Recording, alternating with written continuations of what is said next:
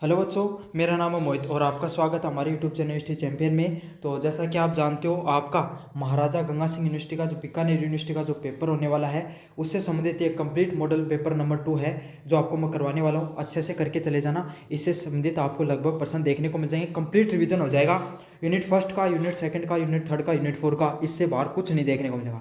साथ के साथ ये पीडीएफ आपको टेलीग्राम चैनल पे मिल जाएगी। टेलीग्राम चैनल पे कहाँ पर मिलेगी अभी बता देता हूँ आपको। जो टेलीग्राम चैनल हमारा, उसका जो लिंक है वो मैं डिस्क्रिप्शन में दे रहा हूँ। जैसे आप डिस्क्रिप्शन में आप लिंक पे क्लिक करोगे, सबसे पहले तो आपको यहीं पर दिख जाएगी जनरल इंग्लिश सेकंड सेमेस्टर। अगर आपको यहीं पर नहीं दिखे पीडीएफ तो ऊपर की तरफ क्लिक करना आपको। जैसे आप क्लिक करोगे तो आपको सर्च वाले ऑप्शन पे सर्च करना है जनरल इंग्लिश। जैसे एक सर्च करोगे आपके सामने जो जनरल इंग्लिश सेकंड सेमेस्टर की जो पीडीएफ देखने वाली है, इस पर आप क्लिक कर लेना। ये वाली पीडीएफ रही, आप अच्छे से इसको पढ़ के चले जाना। और कंटेंट आएगा तो आपको यहीं पर अपडेट मिल जाएगी। यहीं पर आपको तुरंत अपडेट मिल जाएगी। यहाँ पर आपको जाके तुरंत क्या करना है, आपको पढ़ लेना है। और अन्य वीडियो और सारे टॉपिक से रिलेटेड 5 से 6 वीडियो आएंगे, वो आपको डिस्क्रिप्शन प्लेलिस्ट का लिंक दे रखा, वहां से जाकर जरूर से देख लेना। अब शुरू करते हैं अपन वीडियो को। और चैनल को जोर से सब्सक्राइब कर देना है। सारे वीडियो मिलेंगे सारे सब्जेक्ट के, तो चैनल को जोर से सब्सक्राइब कर देना। चलो शुरू करें।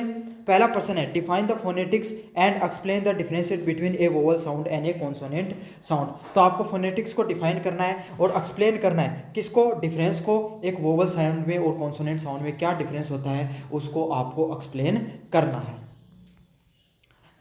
फोनेटिक्स क्या होती है? It is the branch of linguistic that studies that the sound of human speeches. It is the concerned with the physical production, acoustic transmission and the auditory precipitation of the speech sound. सीधी सीधी बात है भैया जी, ये किसकी भाषा विज्ञान है। जो भाषा विज्ञान होती है उसकी क्या है, एक शाखा है जिसमें क्या किया जाता है, जो भाषाएं, जो इंसान है, ह्यूमंस हैं, वो किस प्रकार से अपनी भाषाओं को बोलते हैं, किस प्रकार से उनको प्रोड्यूस करते हैं, किस प्रकार से लोग उस जो ध्वनि निकलती है उसमें टोन कैसी होती है, उसकी पिच कैसी होती है, किस तरीके से फिजिकली प्रोड्यूस किया जाता है। जैसे तय, तो तय आपके दांतों पे अड़ के आ रहा है, ट क, है ना। जो ए बी सी ये प्रोड्यूस कर रहे हो, कोई नाम प्रोड्यूस कर रहे हो, प्रोनाउंस कर रहे हो किसी भी चीज़ का। जैसे किसी का नाम लिया, मुंगेरी लाल का नाम लिया, तो उसमें क्या फ़र्क है, एक्वेस्टिक शब्द को बोलने में क्या जोर आ रहा है। तो इस तरीके से जो शब्दों का किस प्रकार से उनको प्रोनाउंस किया जाता है, किस प्रकार से ध्वनियाँ निकलती हैं, उनको क्या करता है, उनको साइंटिफिक तरीके से समझने का, अध्ययन करने का कार्य करता है। उसी ब्रांच को क्या कहा जाता है, फोनेटिक्स के नाम से जाना जाता है। डिफरेंस की बात करें, a vowel sound. Vowel sound क्या होते हैं? Vowel sound is produce when the air coming from the lungs are passes through the mouth without any obstruction और द फ्रिक्शन। तो वोवल साउंड क्या होते हैं? वोवल साउंड वो साउंड होती है जो आपके सामने सीधी की सीधी प्रोड्यूस होती है, बिना किसी भी लंग से हवा निकलती है और सीधी की सीधी आपके मुंह से बाहर निकलती है। जैसे ए बी, नहीं, ए ई ओ यू आई। एक बार इनको बोल के देखना, आपको पता चल जाएगा कि जो हवा है वो सीधी लंग से आ रही है, सीधी की सीधी बाहर निकल रही है बिना किसी को टच के। देखो एक बार ओ ए बोल के देखो, ए सीधा मुंह खुलेगा आपका और सीधी हवा बाहर निकलेगी। फिर ई बोलो, आई बोलो, ओ बोलो और यू बोलो, सभी में एक जैसा प्रवाह दिखेगा। कोई भी प्रकार का आपको क्या नहीं दिखेगा, आपको ऑब्स्ट्रक्शन और फ्रिक्शन नहीं दिखता है। समझ गए? तो इंग्लिश भाषा में ऐसे शब्द जो उनके एबीसीडी में, जिनको बोलने में किसी भी प्रकार का ऑब्स्ट्रक्शन नहीं आया, किसी भी प्रकार का लंग से सीधी हवा बाहर निकली, किसी भी टच नहीं हुआ, ना जीभ आपके दांतों के टच हुई, ना तलवे के टच हुई, ना कहीं आपके कंठ में कभी रुकावट देखने को मिली। कॉन्सोनेंट साउंड क्या होते हैं? It is produce when the air coming through the lungs is obstructed partially और completely at the some point at the vocal tract. तो कॉन्सोनेंट साउंड कौन से निकल के आई, व्यंजन कौन से निकल के आई जो इसके अंदर कॉन्सोनेंट साउंड। जैसे आपके बी बोलो, आपके होठ एक बार थोड़ी देर के लिए बंद होंगे। सी बोलोगे तब आपके सामने जो आपकी जो हवा है वो कंठों से कहीं रुक के आएगी। तो कॉन्सोनेंट साउंड वो होते हैं जब हवा आपके लंग से बाहर निकलती है ना, और जब आप कोई वर्ड बोलते हो तो वो कहीं ना कहीं आपके उसको रुकावट महसूस होती है। इस प्रकार के साउंड को क्या कहा गया, कॉन्सोनेंट साउंड के नाम से जाना जाता है। समझ में आ गया आपके सामने?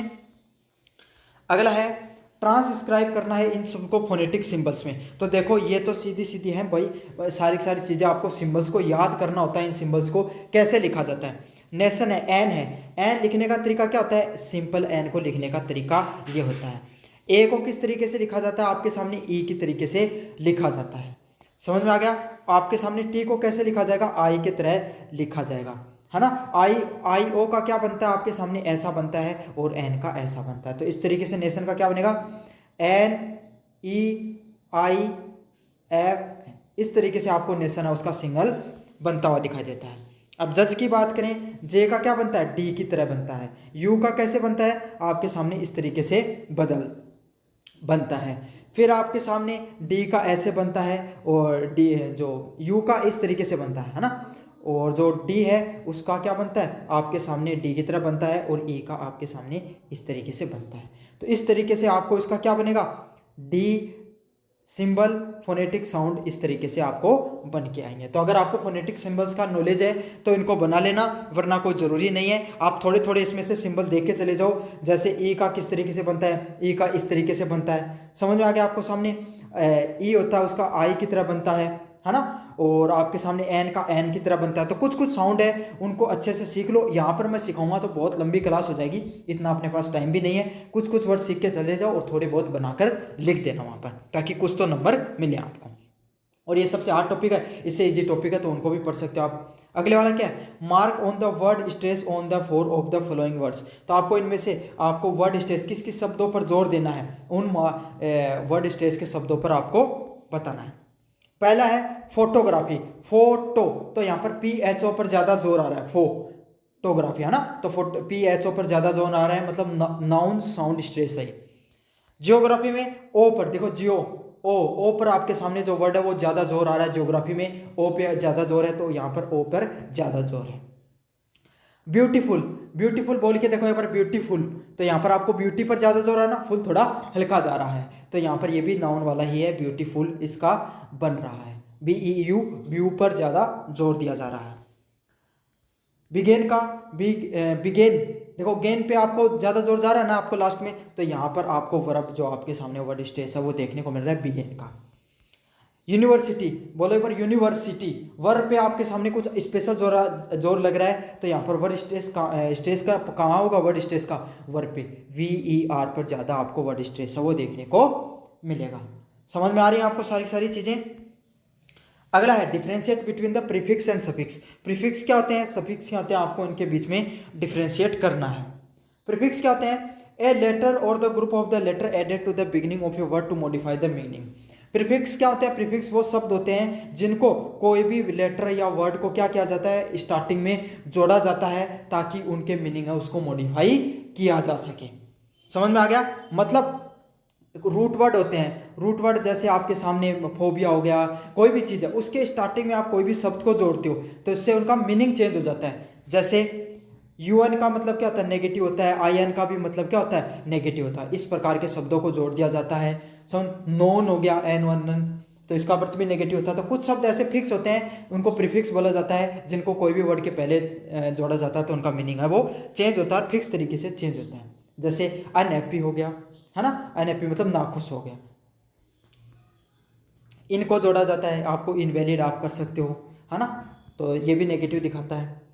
सफिक्स क्या करते हैं, a group of letter added to the end of a word to modify its meaning, change its grammatically function. Suffix क्या काम करते हैं, ए लेटर और ग्रुप ऑफ वर्ड्स होता है जो क्या जुड़ता है, आपके एंड में जुड़ता है कोई भी शब्दों के, और उसका क्या, उनका मीनिंग भी चेंज हो जाता है, उनका ग्रामेटिकली मीनिंग चेंज हो जाता है। वर्ब जो नाउन है वो आपके सामने एडजेक्टिव बन जाएगी, एडवर्ब बन जाएगी, इस तरीके से उनका जो मीनिंग है उसमें बदलाव देखने को मिलता है।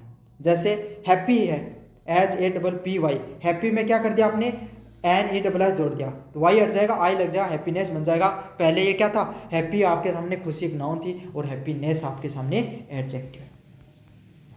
इस तरीके से आपको चीज़ों में बदलाव देखने को मिलता है। अब पार्ट ऑफ स्पीच की बात करें अपन, अलग अलग पार्ट ऑफ स्पीच की। पहला है the dog run quickly, the dog run quickly है, यहाँ पर क्विकली शब्द है, इसका अर्थ क्या है, क्विकली शब्द का क्या अर्थ होता है, आपके सामने एडवर्ब होता है, एल वाई जिसके लगे आपके लास्ट में दिखे वो क्या होता है, एडवर्ब होता है। वैसे भी समझाऊं, द डॉग रन क्विकली, वो कुत्ता बहुत तेजी से दौड़ रहा है, तो कैसे दौड़ रहा है, तेजी से दौड़ रहा है, समझ में आ गया। तो क्या कर रहा है, दौड़ने की विशेषता बता रहा है, तो क्रिया की विशेषता बताने वाले शब्दों को क्या कहा जाता है, क्रिया विशेषण कहा जाता है, और इंग्लिश में उनको एडवर्ब कहते हैं। Wow that was an imaging view, तो अपने का तो भाई बहुत अच्छी चीज़ है, क्या ही सुंदर चीज़ है, तो उसी के लिए वाव को यूज़ किया जाता है। और वाव हो गया, अल्लास हो गया, और सोरो हो गया, इन सब शब्दों के लिए क्या कहा जाता है, इनको इंटरजेक्शन के नाम से जाना जाता है। समझ में आ गया आपके सामने।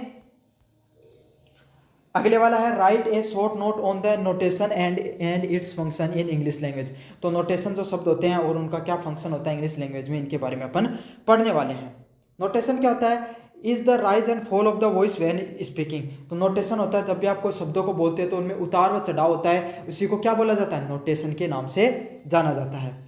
इट इज़ द मेलोडी और the pitch pattern of an utterance. ये क्या होती है, क्या तो अच्छे आपको मतलब मेलोडी एक सुंदर आवाज़ देती है, या फिर क्या आपको बोलने का एक तरीका होता है। कोई भी चीज़ बोलते हो ना आप, संगीत सुनते हो तो देखना कुछ सुरों को ऊंचा किया जाता है, कुछ सुरों को हल्का छोड़ा जाता है, वो ताकि वो चीज़ें क्या है अच्छी लगे। समझ में आ गया। आप गुस्से में होते हो तो जोर से बोलते हो, प्यार में इंसान धीरे से बोलता है, किसी को समझाना होता है तो उसी भाषा में समझाया जाता है। तो शब्दों पर कभी आप जोर देकर बोलते हो, कभी उनका हल्का छोड़ के बोलते हो, उन्हीं को क्या कहा जाता है, उन्हीं को इनोटेशन के नाम से जानते हैं। फंक्शन की बात करें, it Conway attitude emotion and the meaning. Function क्या होता है भाई, इसका कहाँ कहाँ पर यूज किया जाता है, अपना एटीट्यूड दिखाने के लिए। भाई आप गुस्से में हो तब क्या बहुत ऐसे जोर देकर बोलोगे, ज़्यादा समझदारी किसी को समझा रहे हो तो प्यार से आराम से बोल के समझाओगे, है ना। और आपको कोई चीज़ मांगनी होगी तो आप क्या, अगर आप खुद आपकी चीज़ खुद की मांग रहे हो, काफ़ी दिनों से नहीं दे रहा, तो उस भाषा में बात करोगे। आप सामने वाले से मांग रहे हो तो प्यार से मांगोगे। तो हर चीज़ को आपको इमोशंस दिखाता है, आपका एटीट्यूड दिखाने का कार्य करता है। अलग अलग प्रकार के नोटेशन होते हैं। पहला था राइजिंग इनोटेशन।